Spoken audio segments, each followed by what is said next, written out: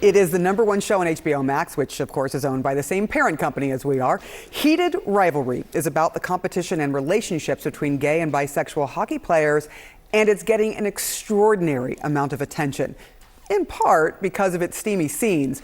Based on the best-selling books by Rachel Reed, Heated Rivalry follows two elite hockey rivals, Canadian star Shane Hollander and his Russian counterpart, Ilya Rozanov, as a decade-long secret relationship unfolds on and off the ice. The show is fueled by intense competition, chemistry, and sex. Canada-Russia final showcasing the two most talked about prospects in the world. Canada's Shane Hollander. Shane Hollander, I wanted to introduce myself. Okay. And Russia's Ilya Rozanov. You're an awesome player to watch. Yes. Very good at hockey. The best, probably. We will be seeing each other a lot. Yeah, Boston and Montreal play against each other often. Roz, you gotta see this. He's like a huge movie star. Are there any gay hockey players? None that have said it publicly.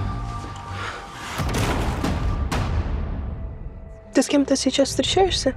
Yeah. So, what's my name gonna be? Даже не с Джейн? Dream. Вы уже несколько лет переписываетесь. Я думала, может быть, это что-то серьезное или... This is such a bad idea. What is? There it is, y'all. Joining us now is Hudson Williams, who plays Shane Hollander. Thank you so much for being here. One of the star roles in all of this. Look, this is about a very steamy relationship between someone who is bisexual, someone who is gay, and hockey is all mixed into this. What do you think that is fueling this popularity? And it's really become kind of a cultural phenomenon at this point.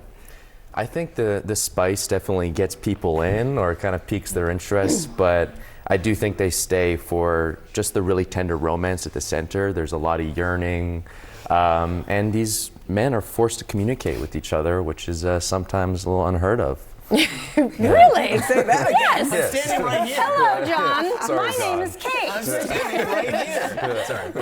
Hudson, this is your breakout role. And the success of this show to a lot of people was sudden and just absolutely massive. How has it changed your life? It's crazy. It definitely feels like an overnight rapid success. You know, there was kind of a sprinkle of like, oh, maybe it'll do well or maybe it'll sell, you know, overseas. And the kind of level, the stratosphere it's reached is, it's a little overwhelming, and definitely the privacy feels weird. Sure. You know, the relationship with the fans is like, you know, you have to kind of draw the line at points, so it's Because they've seen a lot Lots of you.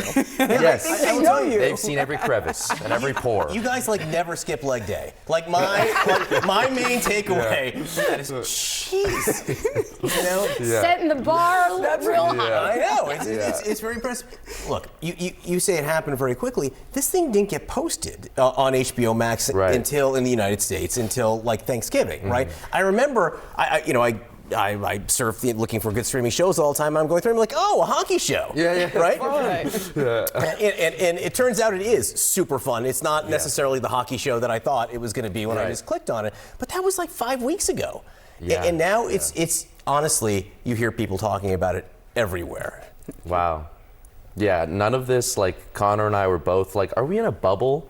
Like, is this actually people are talking about, or is this an algorithm that's just catering to us? But it is crazy when you start to go to places, you're like, surely no one will recognize me here or talk about it, and they're like, I know oh you. wow, yeah, crazy. I do want to talk about a little bit serious issue here. The first hockey player ever to come out as transgender did a cameo on the show. Yes. And I'm curious if you spoke to Harrison Brown and others as you were preparing for this role, and whether things are uncomfortable for you. You're doing this in the studio in front of people, and you guys are not just getting close, y'all are getting down. Harris, I got to talk with him on set, but I found out retroactively of like what he means to community, and then I was like, oh, but he was just a lovely person to talk with, and then talking with people, it was more about just talking with Jacob about the character that he adapted, because it was, you know, based on this book, I felt like the specificity was really the thing I just wanted to nail, because to like try to like comment or understand everything of trans, gay, bisexual. I was like, okay, no, that's too overwhelming. Let me focus on just this one character. And then, what was the last part of your question? Do you ever feel uncomfortable or shy? No, No.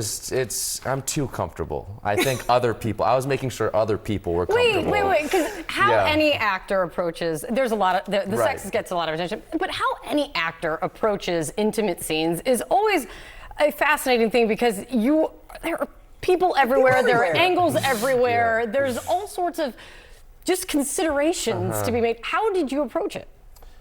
Well, I'm in some vulnerable position, someone might say, and things can be exposed. And I just approached it like I didn't want to be there, say, on something exposed where someone like goes to fix a light and then they see something that no one should be subjected to. So it was more like my fear of just like, oh, I don't want to make someone just adjusting the light uncomfortable. Well, that's actually, I don't it's not care. about you being uncomfortable, No. it's making others uncomfortable. Eventually they're like, put on Hudson the robe. Hudson, the robe, It's put time it on. for clothes. We are done with this scene now. Yes, we're not shooting. I love that you're that comfortable. That's great. So one of my main takeaways, I really do like a good love story. And this is, and it's almost like at a certain level, it's like a boring relationship. It's an incredible, right? Talk to me about that a little bit, because you have two male hockey stars falling in love, which on its face would seem, oh my God, this is explosive. Yeah. But then you watch you two guys interact, and it seems like it's meant to be so almost mundane. Right, because you kind of have this boring square of a person in Shane, and then you have this unexpressive Slavic guy in Ilya. From Texas, it turns out. Yeah, from Texas, from Odessa. So it's definitely like you don't think it would be as exciting or kind of like as enticing as it is to watch, but I think somewhere there they just find this, communication and way to exist even when they're not talking, which I think kind of drives the relationship, which is really interesting. But quick, we gotta get it. Season 1, congrats. What's happening with season 2? I hope I find out when we're shooting that scene. I'm like, come on, guys. I wanna, So you're not just people keeping are it a yelling secret. at me and they're like, we need season 2. I'm like, okay, let's like, just okay, film let's do it. tomorrow. Yeah. Hudson Williams, congratulations on you. the success. It's well deserved. Beyond everything else, are great performances in this too. So congratulations. Great to have you here. Thank you, Thank you. guys. Appreciate you. All episodes of Heated Rivalry are now streaming on HBO Max.